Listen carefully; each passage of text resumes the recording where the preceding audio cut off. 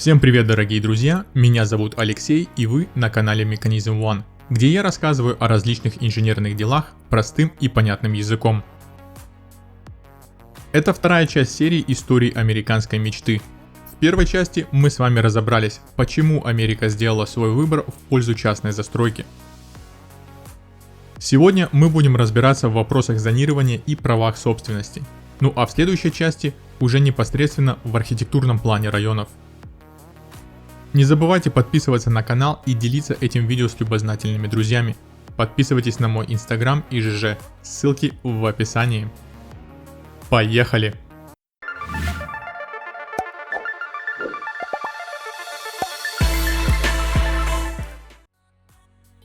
До начала 1900-х годов генеральных архитектурных планов в городах не было. Частные дома строились по индивидуальному заказу, но это длилось очень недолго. С бумом автомобилизации частные сектора стали кое-как, но планироваться и развиваться согласно плану. Вначале застройщики, просто так сказать, приделывали несколько новых кварталов застройки к уже имеющимся, продлевая дороги и коммуникации. Но и это длилось недолго, так как люди все же хотели иметь частный домик в хорошо спланированном районе, который бы опрятно выглядел и был бы приятен взгляду. Застройщики быстро смекнули, что проектируя район можно запросто увеличить прибыль, так как люди будут готовы платить больше за более красивый и разумно спланированный район, который включает в себя не только дома, но и парки, озера, пешеходные дорожки и дополнительную инфраструктуру в виде школ, больниц, детских садов, магазинов и так далее. С появлением таких районов в начале 1900-х годов в обиход вошел новый термин – районная застройка. Одним из первых крупных проектов стал район в пригороде Канзас-Сити, который был спроектирован довольно известным деятелем в сфере недвижимости Джесси Николсом. Район называется Кантри-клуб и насчитывает около 6000 домов, а также около 160 жилых комплексов малой этажности. В свете данной темы я не буду затрагивать финансовый аспект строительства, так как это тема для отдельного большого видео. Тем не менее, стоит помнить, что начиная с 1932 года был принят ряд законов и поправок к ним, которые очень сильно повлияли на рынок частной недвижимости. Пришедшая депрессия довольно сильно пошатнула рынок недвижимости. Тем не менее, с войной и после войны рынок недвижимости уверенно пошел вверх. Между 1941 и 1944 годами по программе поддержки ветеранов только в пригороде Лос-Анджелеса было построено 2300 домов для ветеранов войны. Ну а после 1948 года с принятием поправок к национальному акту домостроения строители получили огромный поток финансирования для нового строительства, а население хорошую сделку по ипотеке. Все остались довольны. Если данный вопрос очень интересен, пишите комментарии, возможно я затрону его в деталях. Итак, земельные вопросы. Как мы помним из предыдущего видео, начиная с 1890 года движение «Прекрасный город» занималось дизайном и облагораживанием частных районов. В начале 1900-х «Прекрасный город» создает генеральный план застройки районов и доказывает, что планированная застройка намного эффективнее произвольной. Движение набирает силы и влияние среди инженеров и архитекторов. Многие города начинают прислушиваться к новым трендам и экспериментировать с новыми идеями и генеральным планом. С началом массовой планировки застройщиков стал волновать вопрос ценности земли. Никто не хотел начинать строительство большого района, рядом с которым в будущем может появиться свалка или какое-то непонятное производство. Несколько больших компаний-застройщиков организовали Национальную коллегию недвижимости, от лица которой и велись переговоры с локальными градостроительными учреждениями. Данная коллегия достигла очень хороших результатов в области зональности земли во многих районах крупных городов. К слову сказать, в тот момент коллегия заботилась о зональности лишь в пригородах. Разобравшись с зонированием в масштабах города, компании приступили к вопросу зонирования на своих участках. Застройщики стали использовать право собственности для ограждения новых районов от каких-либо градостроительных изменений в будущем в масштабах своего участка.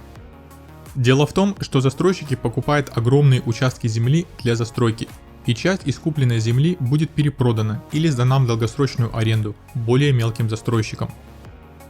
Например, компания может приобрести участок земли и запланировать постройку 1000 домов на этом участке. Но помимо домов, нужно также построить и инфраструктуру. Интерес самой компании – постройка домов, а постройка, например, мелких магазинов компанию не интересует.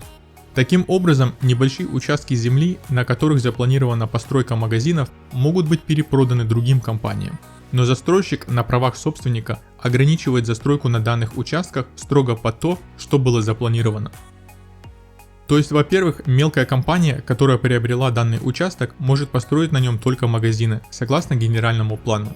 Ну а во-вторых, через десяток-другой лет, если кто-то приобретет комплекс уже построенных магазинов, то новый собственник не сможет снести магазины и построить на их месте склад. Иными словами, застройщики на правах обладателя земли делают свое собственное зонирование участков, что делает облик города приятным и ограждает будущих владельцев домов от неприятных сюрпризов. Также стоит отметить, что право собственности относится не только к строительству, но и к архитектурному облику района в целом. Эти ограничения вводятся архитекторами, которые и планируют генеральную застройку района. Если кто-то в будущем решит снести свой дом и построить на его месте дом в 3 раза больше, не получится. Так же, как и не получится поменять крышу и сделать ее металлической, если у всех в округе крыша черепичная. Цветовая гамма домов проектируется в едином стиле, как и общий архитектурный облик района. Кто-то может возразить, что за указка, это мой дом, что хочу, то и делаю. На самом деле в разумных пределах никто ничего не запрещает. То есть если хочется построить новый дом, стройте на здоровье, но уважайте архитектуру вокруг. Именно благодаря правам собственности районы выглядят гармонично и опрятно. В более старых районах право собственника может быть снято за истечением времени. И тогда обычно начинается полный хаос в строительстве, до тех пор, пока не будет введена зональность или район не будет выкуплен каким-либо застройщиком. Самый первый успешный проект застройки нового района с ограничениями на правах собственника стал район Балтимора под названием Роланд Парк. Строительство района началось в 1891 году. К концу 1930-х годов в принципе сложился список требований от собственника к застройке районов. Отметим самые важные ограничения. Они касались высоты и размера домов, цветовой гаммы облицовочных материалов, размера земельных участков, отступа от дороги до фасада, озеленения, ограничения в коммерческом использовании частных домов и ограничения в аренде домов. Последнее ограничение для многих выглядит сюрпризом, но до сих пор многие застройщики не разрешают аренду новых домов на определенный срок по своему усмотрению. То есть если вы покупаете дом в новом районе, вы и должны в нем жить, а не заселять туда квартирантов. Все эти ограничения делают район гармоничным, сохраняют цену недвижимости, делают жизнь людей в районах спокойной от каких-либо сюрпризов в виде появления шумной промышленности под боком или домов, за которыми нет ухода, так как там живут квартиранты. После окончания строительства за правом собственности наблюдает Ассоциация домовладельцев. В 1947 году Институт городской земли публикует работу под названием «Справочник районного застройщика», в которой детально описываются ограничения на правах собственника и требования к архитектурному облику. Сами городские администрации не отставали, и многие города ограничивали застройку в различных районах. Например, Лос-Анджелес еще в 1909 году принял первый акт разделения городской застройки, отведя зоны для промышленности и жилых районов. В 1916 году Нью-Йорк стал первым городом, который начинает вводить ограничения также и на высотное строительство. К концу 1930-х годов почти все большие города учреждают свои собственные ассоциации зонирования и разделяют районные застройки на индустриальные, коммерческие и жилые. Сегодня в Америке более чем 3/4 городов имеют зонирование. К слову сказать, с зонированием не все было так гладко. Один из судебных исков относительно введения локальным муниципалитетом зонирования был довольно громким, и в конце концов дело производства дошло до Верховного суда, который, разобравшись в вопросе, в 1926 году постановил: зонирование является конституционным решением, и если локальные муниципалитеты имеют причины для ведения какого-либо зонирования на своей территории для сохранения облика города, зонирование должно быть введено. После того, как Верховный суд вынес такое решение, все угомонились. Как показывает сегодняшняя практика, это решение было верным. 2 года спустя в Верховный суд попал и другой иск, в котором зонирование было признано неконституционным и было отменено. Поэтому урок получили все, и муниципалитеты, и публика. В 1927 году Департамент коммерции публикует доклад под названием «Акт стандартного городского планирования». Этот доклад подчеркивает необходимость формирования штатами структур, отвечающих за зонирование и использование земли. Калифорния становится первым штатом, который принимает полномасштабную реформу в сфере недвижимости и зонирования. С этого времени города начинают планировать пригородную застройку. В это же время различные инженерные ассоциации начинают публиковать литературу о пригородной застройке в вопросах транспорта и инфраструктуры. В следующей части архитектурный облик районов, планировка улиц и участков и строительство инфраструктуры.